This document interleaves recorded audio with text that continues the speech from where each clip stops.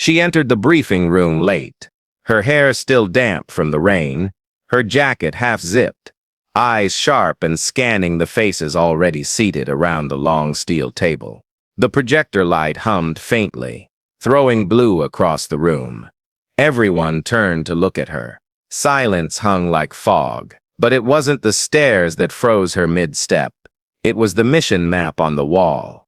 The mission map already showed her handwriting. For a second, she thought her brain had glitched. The looping letters, the sharp slant in the G, the uneven pressure at the ends of words, all hers. She'd recognize that handwriting anywhere. It was the same she'd written 100 times on field notes, mission tags, and encrypted directives. But she hadn't written on this map. She hadn't even seen it before today. "Agent Hale," the director said slowly, his tone flat as a blade. "Nice of you to join us." She swallowed, forcing her expression to stay neutral. "Traffic," she muttered, sliding into the empty chair near the back. Her eyes stayed glued to the map. It showed a dense area of urban streets, digital pins pulsing red. Across the bottom, scribbled notes, labeled primary access, fallback route, and one chilling phrase, "He knows we're coming." That was her handwriting. No question. The others leaned forward as the director continued. "We're looking at a potential breach at 200 hours. Surveillance picked up abnormal signals from inside the target zone. We believe it's a trap." Her fingers clenched around the pen she wasn't even aware she'd picked up. The word trap echoed in her mind like a whisper she'd already heard. Maybe in a dream? No, she didn't dream about missions. She barely slept. "Any questions before we begin deployment planning?" the director asked. She almost raised her hand, almost said, "Why does that map have my writing on it?" But she didn't. Not yet.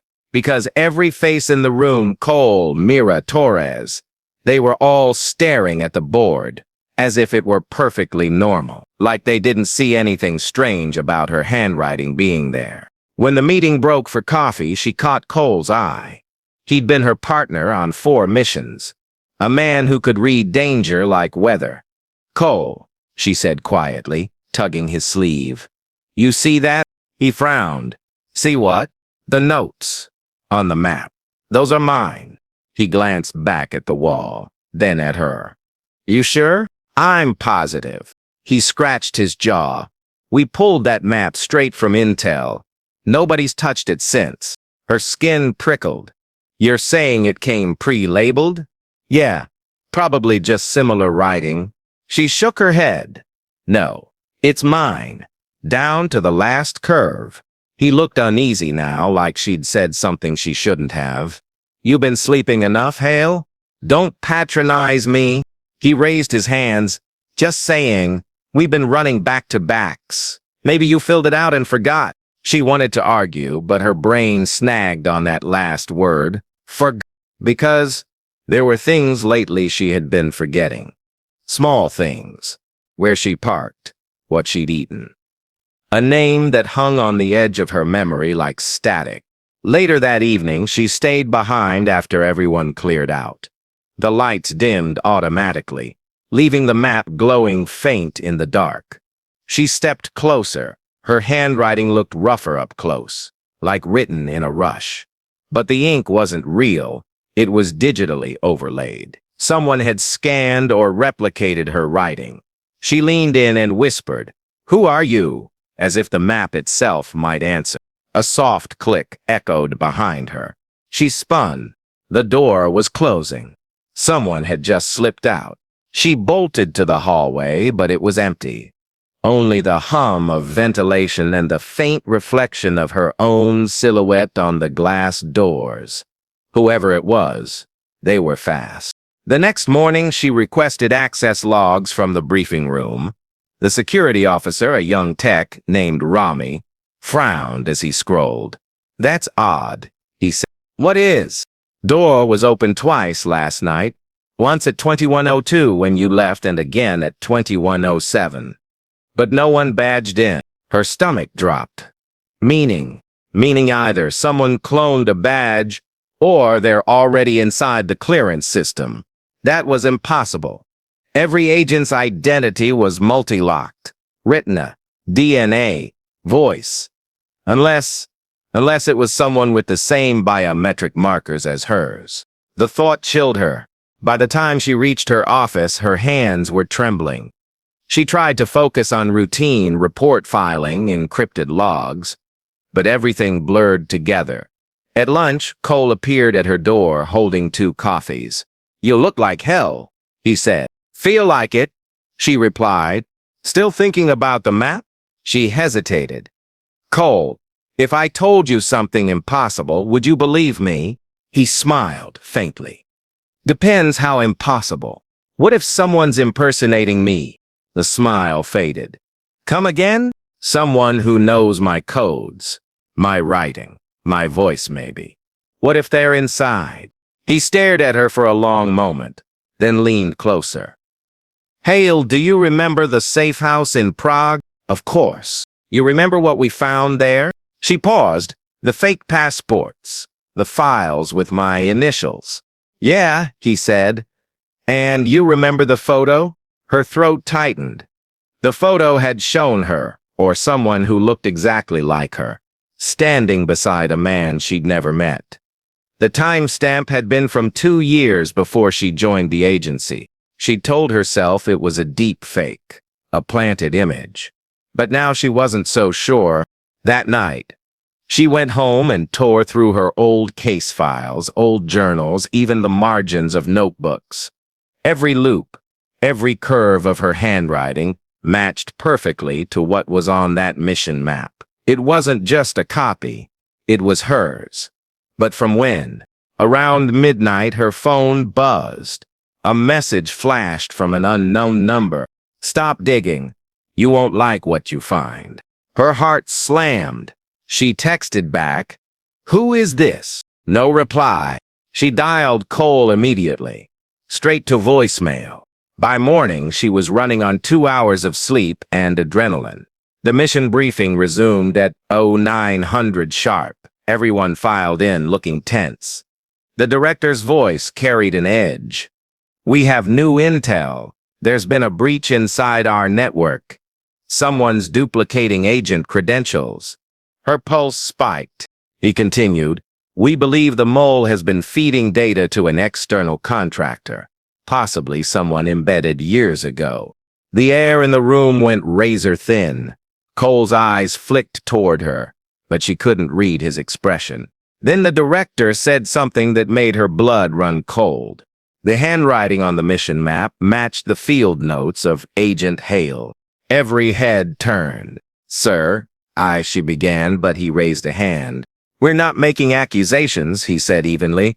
"But until we verify your logs, you're to remain under observation. Standard protocol." Standard protocol, 2 words that meant we think you might be the traitor. She felt the world tilt. "You think I did this?" "No," the director said. "But whoever did wants us to." He dismissed the team. As they filed out, Cole lingered, giving her a look that was half concern, half doubt. She didn't know which hurt more. Hours later, confined to a surveillance room, she watched through the glass as tech scoured her devices. She replayed the last few months in her head, trying to find the gap, the moment someone could have stolen her data, her writing samples, her codes. But then she remembered something. A month ago, a small clinic outside D.C., a mandatory neural scan after her head injury on a mission. She'd been unconscious for several minutes. When she woke, the nurse had said, "Everything's fine, Agent Hale." But she'd never told them her name. That was the gap. She leaned closer to the security camera. "Get me out of here," she muttered. "I know who did this." No response. The lights flickered once, twice, then cut out completely. Her reflection vanished into darkness, and somewhere down the hall, a door clicked open. Her pulse hammered in her ears as the emergency lights flicked on, casting the hall in red. Somewhere, a generator groaned awake, and distant footsteps echoed. She pressed herself against the wall, peering through the narrow glass window of her confinement room. A shadow moved at the far end of the corridor, tall, deliberate, like it belonged to someone who didn't need to rush. Whoever it was, they were walking straight toward her. "Cole?" she whispered, hope. No answer. The door's control panel blinked erratically. Then, with a low beep, the lock released. She didn't wait to question it. She slipped out silently, her boots barely touching the floor, eyes darting left and right. The hall smelled faintly of ozone and wet metal, power lines burning under stress. She followed the faint glow of the backup lights until she reached the operations bay. The room was empty, the map still glowing on the wall. Her handwriting stared back at her like an accusation. Then she noticed something new. A message had appeared beneath the map in her handwriting. Only this time she was sure she hadn't written it. "You were never supposed to remember." She stepped closer, heart pounding. The letters shimmered faintly, almost alive, then flickered out. "Hello, Nora," a voice said from behind her. She turned sharply. The man standing there was tall, in a dark suit with no insignia. His face was familiar, painfully so. The same face she'd seen in the photo from Prague. "You," she breathed. "You're real." He smiled faintly. "Real enough. It's been a long time. I don't even know who you are." He stepped closer. "You used to." Before the wipe, her stomach twisted. "What wipe?" He studied her face like he was searching for the person she used to be. "They erased your memory 3 years ago. You were part of a covert branch, Black Helix. When it went rogue, they shut it down.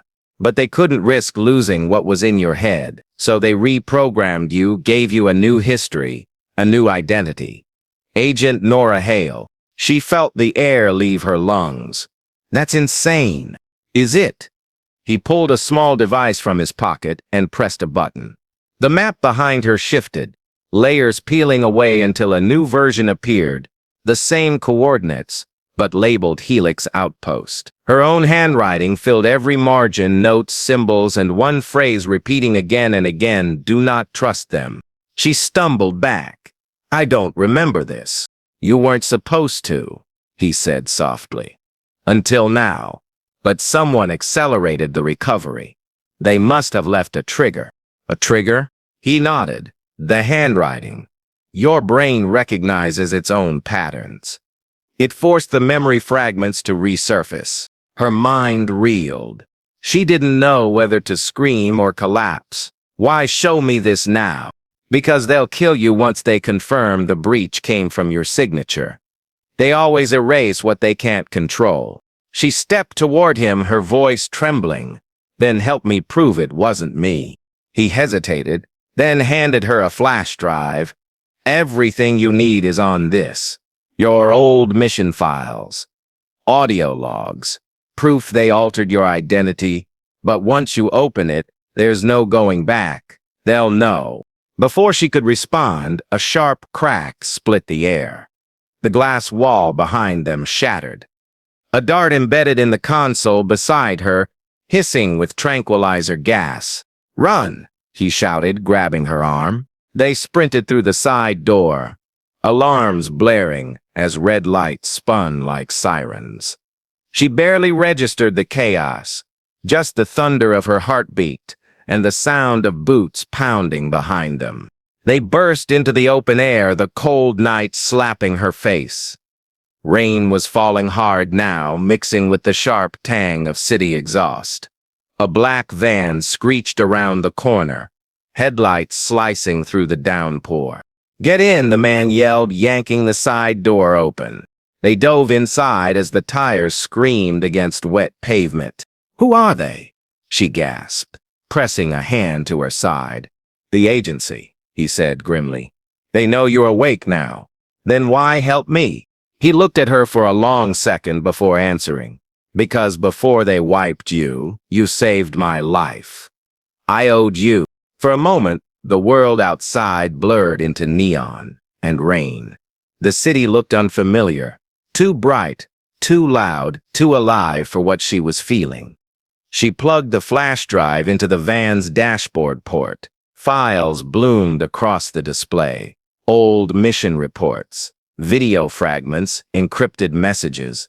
Then one opened automatically, a recording. Her own voice. "This is Nora Hale, Black Helix Field Unit. If you're hearing this, they've reset me. The data they're hiding isn't about national security. It's about control, full neural mapping. They're testing it on us." She felt her throat tighten as the voice continued. "They'll come for me again. I just hope the next version of me finds this before it's too late." The file cut out. Silence filled the van. Rain pattered like static. He turned to her quietly.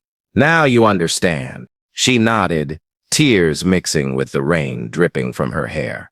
"So what do? We expose them. Or we disappear before they erase you again." Her fingers hovered over the dashboard controls.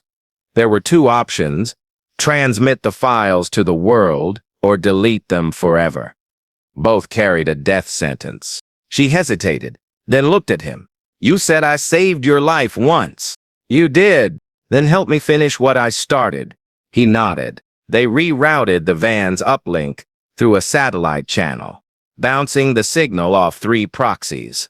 As the files uploaded, warning alerts blazed across the dashboard. "Location compromised. Trace detected." "They're tracking us," he said. "Let them." A sudden blast rocked the van. An explosion from the road behind. The windows blew out, shards raining across them. The vehicle spun, slammed into a barrier, and went still. She coughed through smoke, ears ringing. The man beside her slumped, bleeding. "Nora," he rasped. "Finish it." She reached for the dashboard. The upload bar crawled to 9. Outside, headlights cut through the haze. Figures approached, black tactical suits, weapons raised. "Table." They reached the door. "Bullet any." The first bullet shattered the windshield. She hit the final command key, a single whisper leaving her lips. "For the truth." 100%. Transmission complete. The world went white. When she woke, she was in a hospital bed, the steady beep of a monitor echoing in her ears. Her head throbbed. A nurse smiled faintly. "Good morning, Agent Hale." Her body froze. "Where am I?" "Recovery ward," the nurse said softly. "You've been through quite a lot." Her eyes darted around. No cables, no restraints, just sterile white walls. But her wrist bore a faint burn, the mark from the flash drive's detonation. The nurse adjusted her IV drip. "You are safe now." Safe? The word meant nothing anymore. When the nurse left, she turned on the small TV mounted on the wall. Every channel was breaking news. Leaked government files, covert identity experiments, rogue agency programs. Her voice, her old voice, played in snippets across the broadcasts. She'd done it. The truth was out, but as she reached for the call button, her hand froze halfway. On the table beside her lay a clipboard. The patient form on it was filled out neatly. In the blank labeled signature, there it was, her handwriting. Only it wasn't the signature she used now. It was the old one, the one from before the wipe. Her pulse quickened. Then she noticed the date at the top. It wasn't today. It was next week. The door opened behind her. "Good to see you awake," said a voice she hadn't heard in days. "The directors. We've been waiting for you." She turned slowly. His eyes were calm. But there was something else behind them, something unreadable. "What happened?" she asked, her voice barely a whisper. "You did well," he said. The public needed a distraction. The leak served its purpose. Her stomach turned to ice. "Distraction?" He smiled faintly. "The real project's already moved off-grid. But don't worry, Agent Hale. You'll be part of it again soon." She stared at him, realization dawning like a nightmare she couldn't wake from. "You didn't stop them," he said softly. You restarted them. He reached into his coat, pulling out a small device. The same neural sync she'd seen in the files. Sleep now, he murmured. Her vision blurred. The world dissolved into static, then darkness. When she opened her eyes again, she was standing in the briefing room. The projector hummed softly. The team was seated. The map glowed on the wall, and there, scrawled across it in her handwriting, were the words, "He knows we're coming."